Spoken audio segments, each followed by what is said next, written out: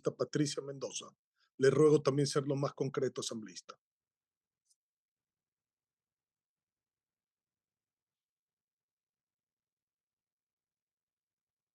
Buenas tardes, señor presidente. ¿Se me escucha tal vez? Le escuchamos muy bien. Buenos días, señor presidente, compañeros asambleístas y a todos los ecuatorianos que nos siguen por los diferentes medios y vías de comunicación. Voy a empezar refiriéndome a lo sucedido el sábado anterior, 29 de junio, en la sesión de la Comisión Ocasional para tratar el proyecto de ley orgánica para la aplicación de la consulta popular y referéndum del 21 de abril del 2024. Y me refiero a ello dejando claro que conjuntamente con mi bancada, la de la Revolución Ciudadana, presentamos en el mes de enero el proyecto de ley reformatoria que atiende las preguntas de la consulta popular y evita el desperdicio del dinero ecuatoriano. Este proyecto de ley ya contenía aumentos de pena en los mismos delitos que el presidente Noboa propuso en su consulta popular. Entonces, presidente Noboa, resulta bastante inverosímil y hasta grosero que hoy se venga a insinuar siquiera que la Revolución Ciudadana no quiera aumentar las penas. El proyecto de ley estuvo listo antes de que usted decidiera despilfarrar los 62 millones de dólares en una consulta innecesaria. Pero ya estamos, ya hubo la aprobación de esa consulta popular, se gastaron los 62 millones de dólares que de una forma disimulada o encubierta, lo que a usted realmente le interesaba consultar y que se aprobara era el trabajo por horas y el arbitraje internacional, preguntas en las que el pueblo ecuatoriano le dio un categórico y rotundo no. Ya entrando en materia en la comisión, mi voto fue en abstención por el respeto a la Constitución, a las leyes y el respeto a mis mandantes.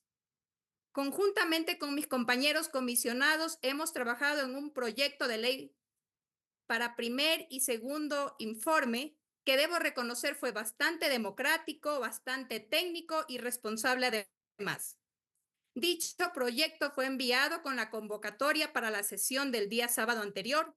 Dicho proyecto fue leído por casi 3 horas por parte del secretario de la comisión, pero con mucha sorpresa debo precisar que se votó por un texto que nadie, ni siquiera los que votaron a favor, tenían la certeza. ¿Y saben por qué? Porque jamás fue leído el contenido en detalle de la moción con las reformas que se plantearon distintas a las que se advierten en el informe que nos fue puesto en conocimiento en nuestros correos electrónicos. Los asambleístas de esta comisión ocasional lo saben y están conscientes de lo que hicieron.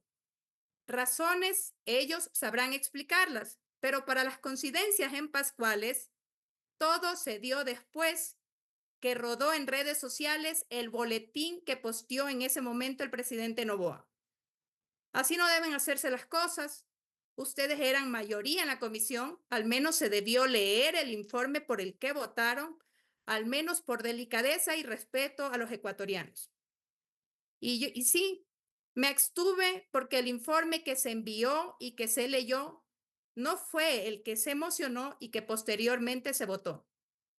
Por escrito y verbalmente he sido bastante clara en la comisión que mi bancada y quien habla estamos dispuestos a cumplir el mandato del pueblo en las urnas en incrementar las penas siempre que respetemos el principio fundamental de la proporcionalidad, siempre que apliquemos las técnicas de dosimetría penal y siempre que cumplamos con los límites que estableció la Corte Constitucional en su dictamen. La verdad, compañeros, que resulta bastante incoherente, por decirlo menos, que en la comisión recibimos, tanto en el tratamiento para primer y para segundo debate, por alrededor de 40 invitados, entre ellos las principales autoridades de la Fiscalía General del Estado, del Consejo de la Judicatura, de la Defensoría Pública, de la Defensoría del Pueblo, catedráticos y autoridades de varias universidades, abogados en libre ejercicio y expertos criminólogos. Y por si fuera poco, estuvimos la Comisión General de la propia Corte Constitucional quienes nos dieron lecciones de dosimetría penal y del principio de proporcionalidad de las penas. Y todos los comisionados constataron esto. Y hoy me resulta sorprendente que no se consideren estos aportes, que no se consideren las observaciones hechas al respecto y que lo que se pretenda aprobar en este pleno y entregarle al país sea una copia pega de las penas que envió el Ejecutivo en sus proyectos de ley y que a criterio de todos los invitados se trataría de puro populismo. Señor presidente, solicito que por secretaría, por favor, se permita la visualización de 2 videos. Proceda, señor secretario. Autorizado, presidente.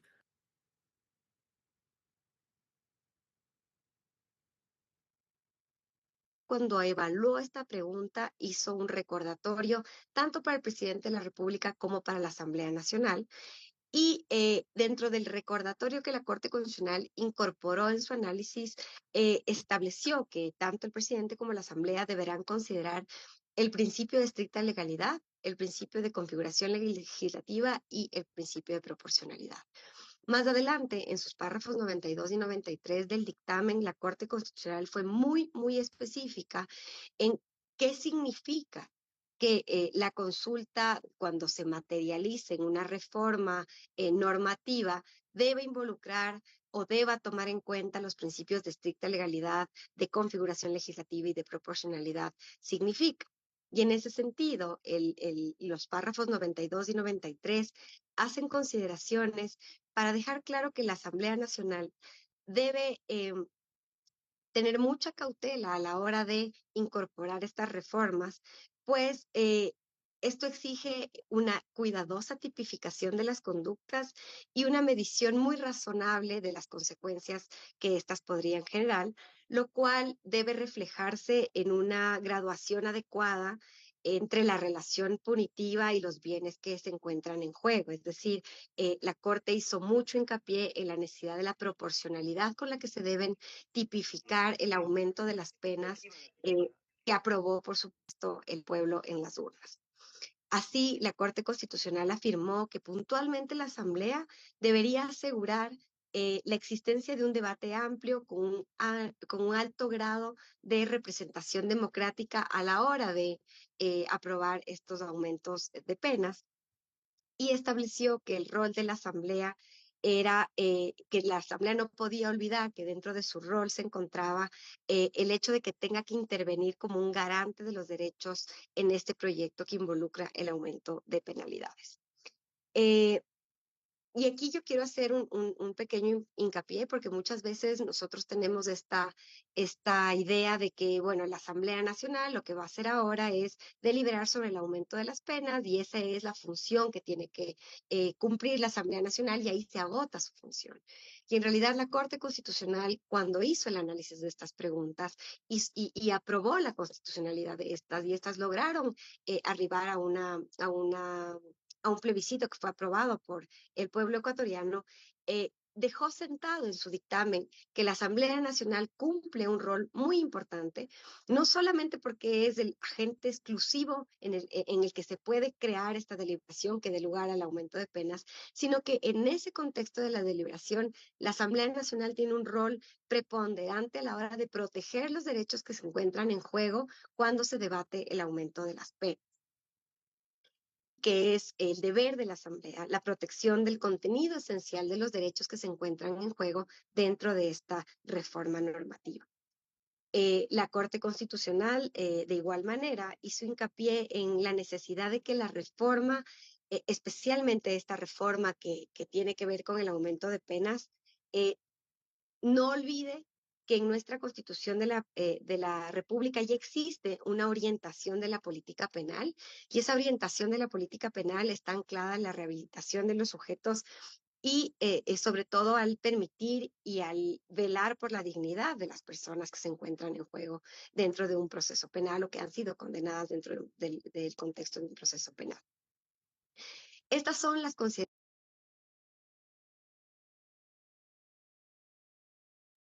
Continúa, asambleísta, por favor. Le recuerdo que le queda un minuto, si es tan amable. Si bien la Fiscalía General del Estado es respetuosa del mandato soberano, recomienda que el aumento de penas observe estándares proporcionales con el fin de evitar que el mandato del comportamiento que mandan las normas jurídicas no se desdibujen. Y respecto, el profesor Luzón Peña, profesor de Derecho Penal de la Universidad de Alcalá en España, es muy didáctico al explicar las consecuencias de la inobservancia de la proporcionalidad de las penas, al establecer que, abro comillas, si un hecho es poco grave, no se puede castigar igual que otro más grave, porque así lo requiere la eficacia e idoneidad preventiva general de las penas, finalidad que se encuentra contenida en el Código Orgánico Integral Penal, ya que si se castigaran igual los hechos poco graves que los graves, no habría mayor intimidación e inhibición para cometer delitos graves, cuya frecuencia podría aumentar. Y además se produciría una gravísima confusión en los esquemas valorativos de los ciudadanos y la sociedad. En suma, la proporcionalidad es necesaria para un adecuado funcionamiento de la prevención general de la pena. Lo mencionado incluso responde directamente al principio de igualdad, que exige tratar por igual lo igual, pero desigualmente lo desigual. Hemos tenido innumerables reformas que han subido penas, que han cambiado tipos penales, pero vemos con preocupación que la dinámica criminal no ha ido bajando, disminuyendo, sino que ha ido en aumento. Entonces, la reflexión que nos queda acá es, ¿el aumento de penas se está convirtiendo en una política criminal efectiva? Eso queda para el análisis. Creo que la respuesta es más que clara, porque pese al aumento de las penas, el índice de criminalidad no ha bajado. Entonces vemos que se debe a otros factores que debería implementarse como política de Estado a nivel general y que tiene que ver con otros factores, no necesariamente con el aumento o el incremento de penas. Asambleísta, le ruego cerrar su intervención porque se ha pasado ya por 3 minutos, por favor.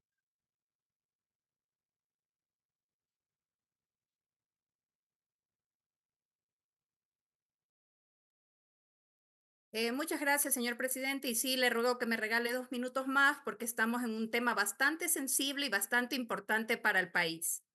Le ruego, le doy 1 minuto más, por favor, pero cierre, por favor, Compañeros, porque hay estos muchas... fueron los criterios de todas las comisiones generales y además se recomendó de un estudio criminológico detallado que respalde las modificaciones planteadas en la consulta popular.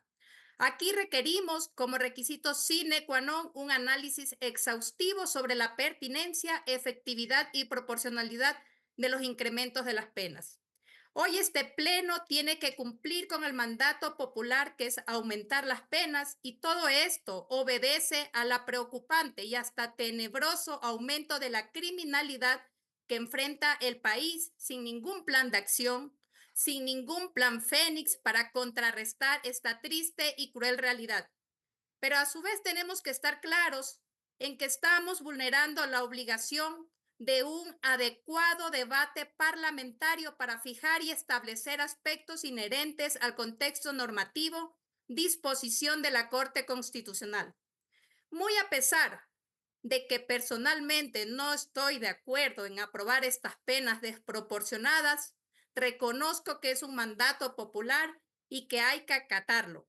Y aquí tendría usted las herramientas necesarias, presidente Noboa, que dice necesitar para devolverle la paz y la seguridad a los ecuatorianos. Asambleísta, Por se le otro acabó el lado, tiempo. también Tengo que cerrar ustedes, mi micrófono, compañeros, me han va a recibido disculpar. de primera mano criterios técnicos y constitucionales de Siguiente intervención, autoridades y abogados expertos en materia penal. Es por ello, Siguiente intervención, señor secretario.